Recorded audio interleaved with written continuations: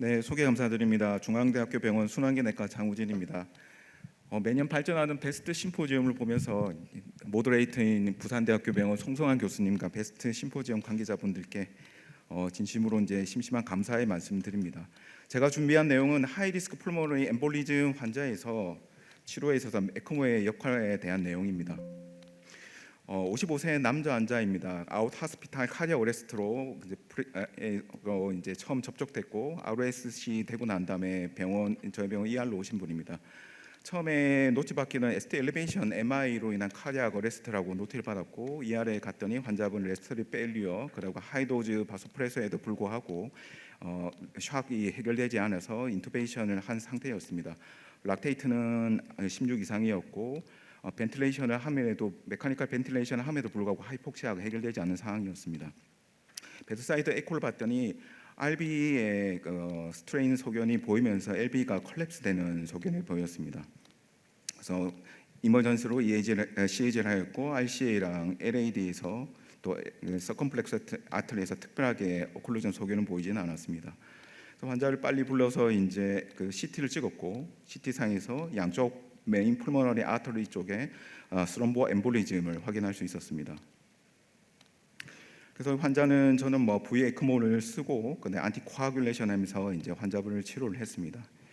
하이리스크 풀모너리 스롬보 엠볼리즘 여러 선생님들 잘 아시겠지만 이제 베너스 스롬보 엠볼리즘에서 제일 이제 시리어스한 이제 매니페스테이션을 보인다고 되어 있고 AHA에서는 매시브 스롬보 엠볼리즘, ESC에서는 하이리스크 풀모너리 스롬보 엠볼리즘이라고 하고 sepsis, 어리드미아, 하이포볼레미아가 없는 상태에서 시스톨릭 BP가 90 이하, BP가 시스톨이 이전에 비해서 한 40 이상 드랍되는 경우에 엔도올간 디스펑션이 있고 카디악 어레스트가 동반된 경우는 하이리스크 풀모너리 엠볼리즘이라고 합니다. 보통 이제 이 펄모너리 엠볼리즘이 헤모다이나믹하게 언스테이블한 경우에서는 한 달 모탈리티가 한 30% 이상이 된다고 되어 있고 카디악 어레스트로 이제 진행하는 경우에는 50% 이상이 사망한다고 되어 있습니다.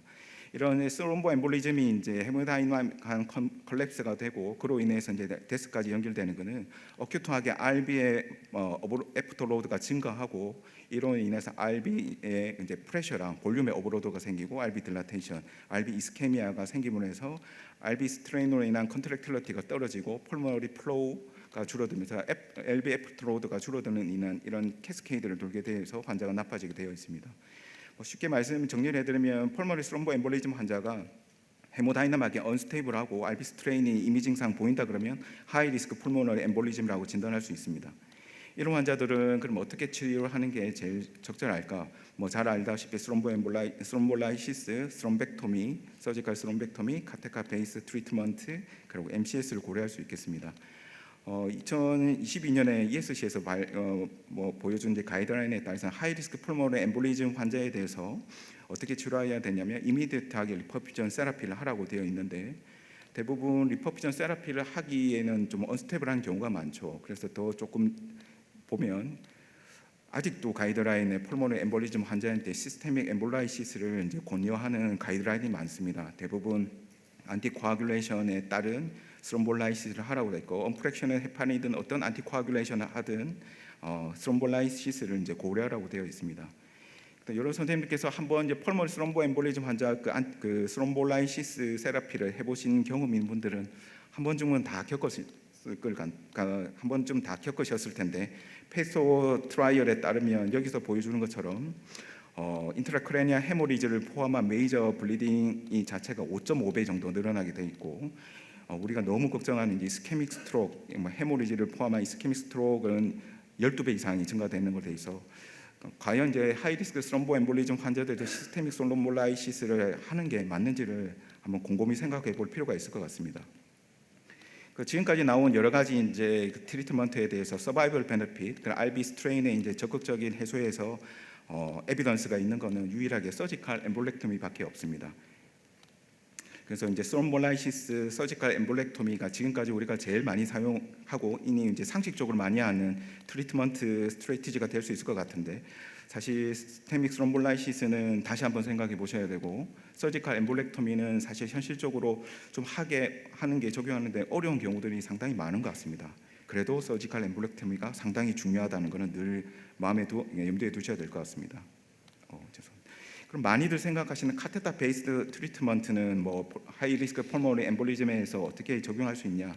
오른쪽에 있는 것처럼 여러 가지 디바이스가 지금까지 많이 나왔고 우리는 많이 사용 안 하고 있지만 외국에서 많이 이제 적용하고 있습니다. 크게 이제 네 가지 카테고리로 묶을 수 있는데, 프래그멘테이션에 카테터를 넣어서 여러 가지 이제 이런 기구를 이용해서 스럼보스를 이제 박살내는 거죠. 그래서 좀 디스탈 좀 떠내려가라, 메인 폴모너의 아터리만 살려놓으면 그래도 어느 정도 좋을 수 있다. 그게 A고, 이제 B는 레올라이틱 세라피라 그래서 뭐 초음파랑 셀라인 이리게이션 여러 가지 해서 스롬볼라이시스를 용혈을 시킨다고 하는데 이런 방법도 하나 있고, 사실 제일 많이 쓰는 거는 카테터를 이제 스롬보 엠볼리즘까지 접근을 시켜 난 다음에 스롬볼라이시스를, 그러니까 TPA 같은 약을 갖다 집어넣는 거죠. 카테터 다이렉트 스롬볼라이시스 현실적으로 제일 많이 하고 있다 그럽니다.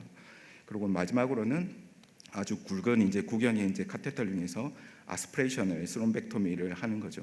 이 네 가지가 있는데, 지금까지 나온 연구들은 아까 말씀드린 것처럼 카테터 다이렉트 스롬볼라이시스를 가장 많이 하는데, 이게 여러 가지 연구들을 보게 되면 시스테믹 스롬볼라이시스라든지 카테터 다이렉트 스롬볼라이시스 자체가 우리가 늘 걱정하는 시스테믹 컴플리케이션, 특히 블리딩 컴플리케이션에서 별로 차이가 없다고 되어 있습니다. 그래서 이게 과연 좋은 방법일까는 생각해 봐야 되고, 지금까지 나온 연구에서는 별로 베네핏이 없는 걸로 되어 있습니다.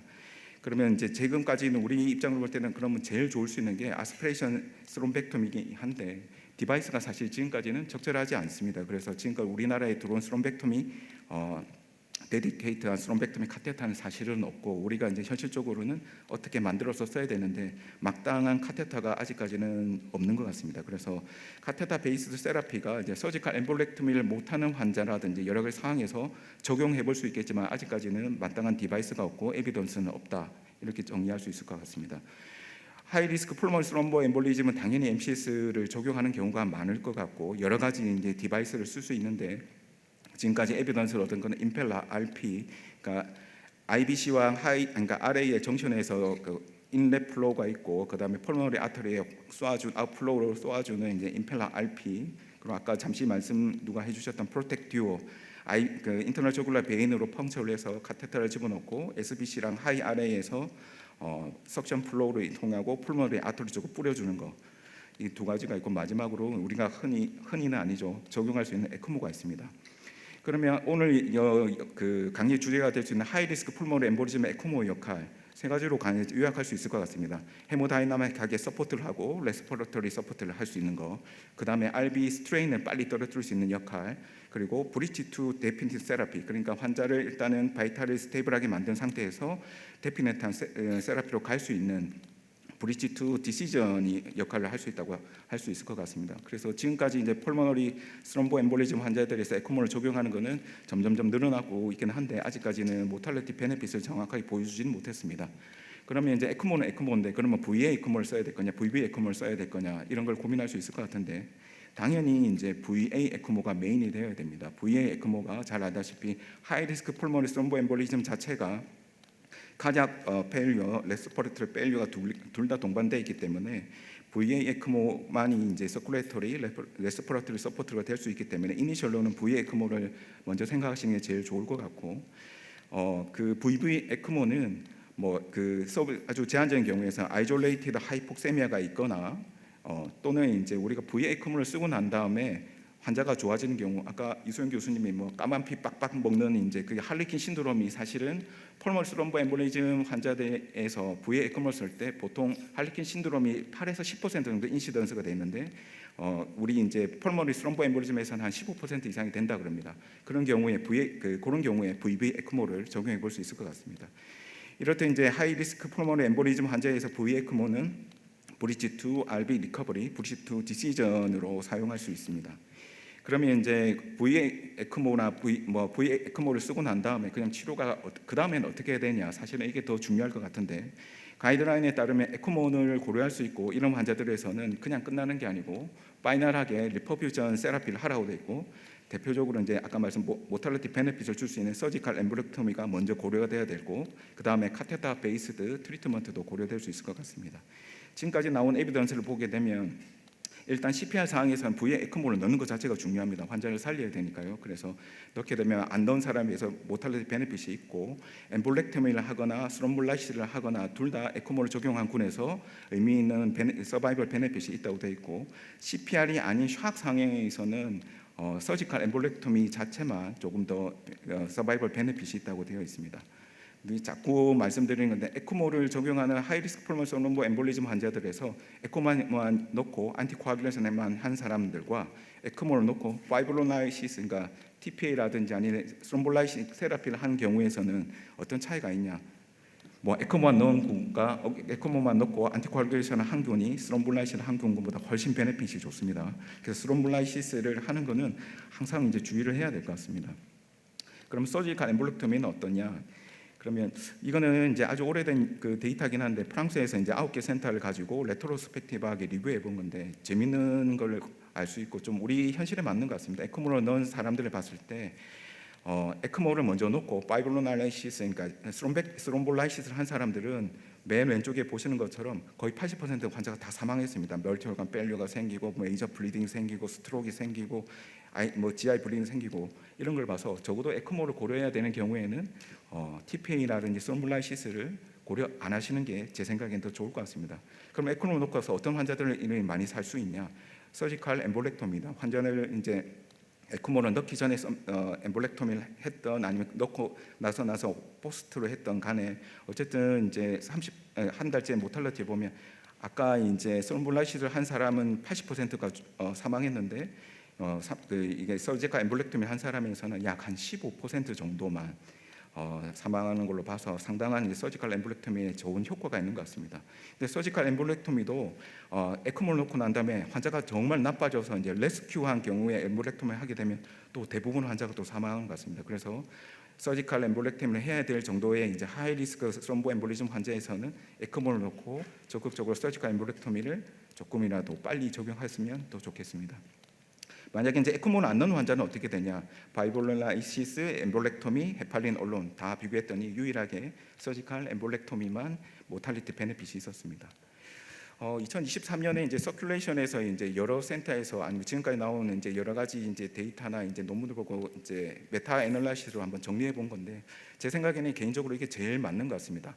이것도 잘 보시면 왼쪽에는 시스테믹 스롬볼라이시스 할 수 있는 캔디데이트가 되는 환자들에서도 하이리스크 스롬보 엠볼리즘, 여기서는 캐타스트로픽 펄모너리 엠볼리즘을 했는데, 이건 뭐냐면 이제 하이리스크 스롬보 엠볼리즘에서도 카디악, 그러니까 리프렉토리 열심히 이제 메디컬 트리트먼트에도 불구하고 이제 아이노트로픽스 가지고 바소프레서를 썼는데도 불구하고 피부가 계속 차으로 빠지는 환자, 또 카디악 어레스트 프레젠테이션 했거나 카디악 어레스트 빠지는 환자, 이런 경우를 카타스트로픽 PE라고 그랬는데 엄청 심한 하이리스크 PE라고 생각하시면 될 것 같습니다.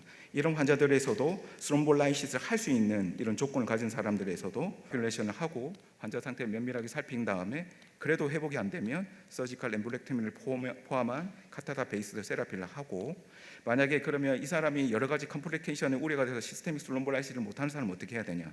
그때도 VA 에크모를 놓고 될 수 있으면 빨리 30분 이내에 VA 에크모를 놓고 난 다음에 안티코아뷸레이션을 열심히 해서 환자분 상태를 보고 그래도 해결이 안 되는 경우에는 파이널 이제 세라피로 카테터 베이스 세라피 혹은 서지컬 엠볼렉토미를 하라, 이렇게 되어 있습니다.